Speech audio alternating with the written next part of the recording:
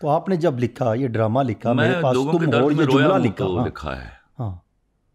वो जब मैं अक्सर ऐसा होता था, जब मैं ऐसी सिचुएशन में आ जाता था जहाँ मुझे पब्लिक को रुलाना होता था, तो मैं कहा करता था कि मैं पब्लिक को रुलाने जा रहा हूँ, वो अल्लाह के फजल से रोई, क्योंकि मैंने उनके दुख को लिखा, मैंने उसको उस तरह महसूस किया। और मेरा अल्लाह जानता है कि उस दर्द में मैं रोया भी हूँ। मैं आज भी गरीब था कभी, तो आज भी खाना खाते हुए मैं थम जाता हूँ कि पता नहीं आज कितने लोगों ने खाना नहीं खाया। इस वजह से मैं ज़्यादा खाना नहीं खा सकता। If you see me eating तो you will be just amazed कि खाता क्या है ये।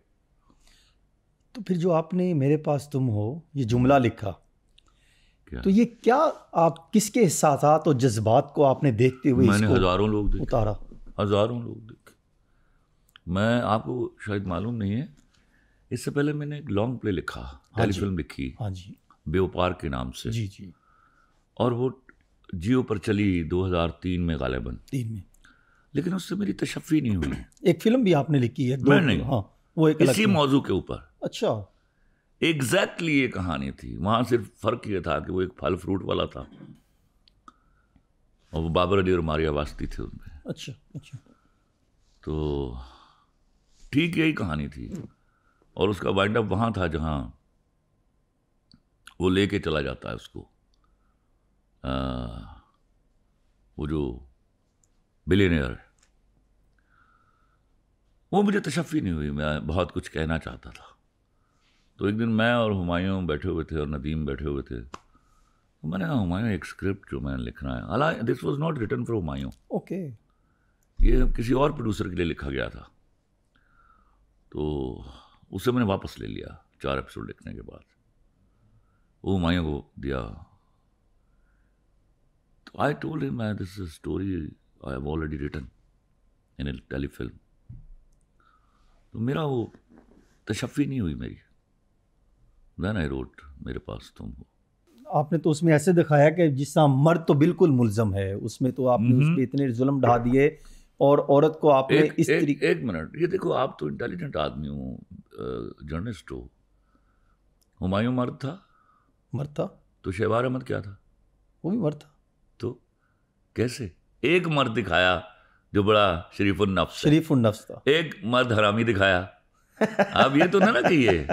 इसी तरह उसमें 4 हीरोइन थी, हाँ, एक थी जिसने बेवफाई की, बाकी 3।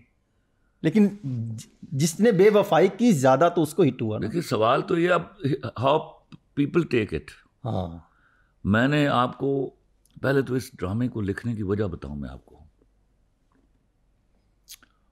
मेरे यहाँ एक बर्निंग इशू था, acid throwing, honour killing, domestic violence. मर्द दिन रात गुनाह करते हैं, औरतें नहीं मारती उनको, या उनके उस हार्डली कभी केस सुनो किसी ने औरत ने तेजाब फेंक दिया है, हार्डली कोई एक आध बिलियन केस में निकला किसी ने होगा, औरत हाँ। ने मर्डर कर दिया उसको। One of the common is this that man kills the woman. मर्द एसिड थ्रोइंग करता है, मर्द बीट अप करता है। तो just I was to educate my man कि जिस तरह तुम गुनाह करते हो ना, ये गुनाह औरत से भी सरजद हो सकता है। हाँ, उसका तरीका ये है कि उस गुनाह की सजा में, वो सजा अल्लाह पर छोड़ दो, उसके मुंह पर थप्पड़ ना मारो, उसके मुंह पर तेजाब ना फेंको, उसके ऑनर क्लिक ना करो, उसको जाने दो, बुके दो, दरवाजा खोलो जाए। ये that was the education being given to the man. आप देखिए 12 एपिसोड वो चीट कर रही है अपने हस्बैंड को, मैंने एक थप्पड़ नहीं मारने दिया उसको। तो see this perspective of the play. औरतें क्या बेवफाइयां नहीं करती? So many. मर्द क्या बेवफाइयां नहीं करते? So many. इम्पैक्ट देखना है, उसका इम्पैक्ट औलाद पर क्या होता है। वो क्या है कि उसी में शायद मैंने लिखा कि मर्द अगर गुनाह करे तो एक घर का नुकसान होता है, औरत अगर गुनाह करे तो एक नस्ल का गुनाह होता है, पूरी नस्ल बर्बाद हो जाती है ऐसे ही। हाँ। तो ये बात अगर समझ नहीं आती तो फिर अकलों पे लानत है, और मैं कुछ नहीं कह सकता। आपने कुदरतुल्लाह शहाब को बहुत पढ़ा, कौन सी ऐसी तहरीर या कौन सा ऐसी चीज आपको कुदरतुल्लाह शहाब की मैंने सिर्फ एक किताब पढ़ी, वो थी या खुदा। ये वो ज़माना है जब मैं उर्दू नहीं पढ़ता लिखता था। I was in national bank, तो मैं पढ़ाता था, बहुत सारे बैंकर्स को पढ़ाता था बिला तमीज़ कि वो नेशनल बैंक का है, यूबीएल का है, अच्छा। बी बैंक का है, और ला इलाहा इल्लल्लाह मोहम्मद सल्लल्लाहु अलैहि वसल्लम में पढ़ाने के पैसे नहीं लेता था। वो मैं दुआ करता था, या अल्लाह कभी ऐसा वक्त ना आए कि मैं पढ़ाने के पैसे लूँ। और मैं हज़ारों लोग बैंकर्स को पढ़ाया। तो मेरा एक दोस्त था नेशनल बैंक का, तो अघार जमालपुर ब्रांच कोटली का मैनेजर था। तो मेरी बर्थडे आ गई, तो उसने मुझे गिफ्ट दिया एक दुबली सी किताब। अब जब चला गया तो गिफ्ट खोलते हैं हम, मैंने कहा ये क्या साला दे गया यार। तो मैंने वो रैक में रख दिया। हाँ। कुछ 6 महीने के बाद एक दिन मैं पढ़ाने के बाद पढ़ता था खुद, 2-2:30 बजे रात तक मैं पढ़ता वो था। टाइम मिला तो आपने वो किताब को नहीं, वैसे मैं फारिग बैठा, मैं दिल नहीं कर रहा था पढ़ने को। तो मेरी नज़र बार बार उस किताब पे जा रही थी। मैंने कहा यार क्या 100 सफ़े की किताब है, पढ़ तो सही, क्या दे गया ये, जिसको मेरा बर्थडे गिफ्ट ही मान लिया उसने। तो हसन रज़ा वो किताब मैंने पढ़ी।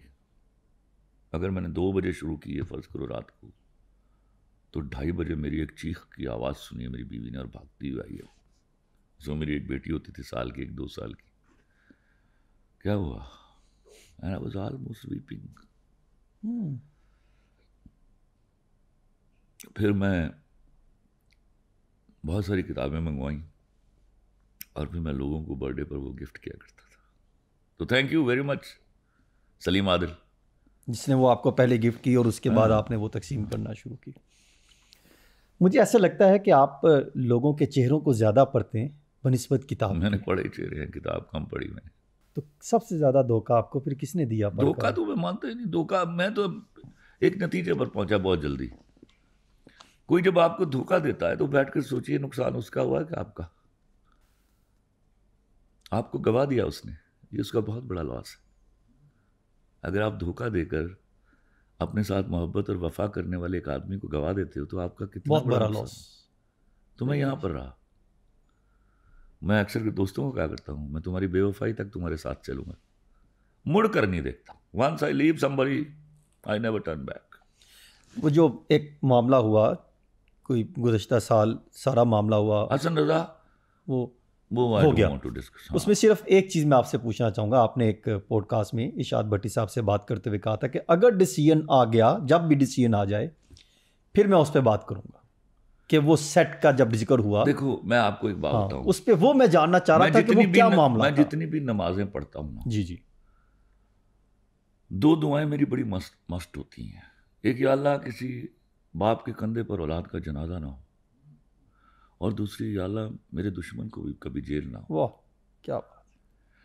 तो मैं खुश नहीं हूं, लेकिन उनको सजा होना बड़ा जरूरी था कि बहुत सारे जो हरामी ऐसे लोग हैं वो चौकन्ने हो जाएं और दोबारा इस तरह की हरकत ना करें।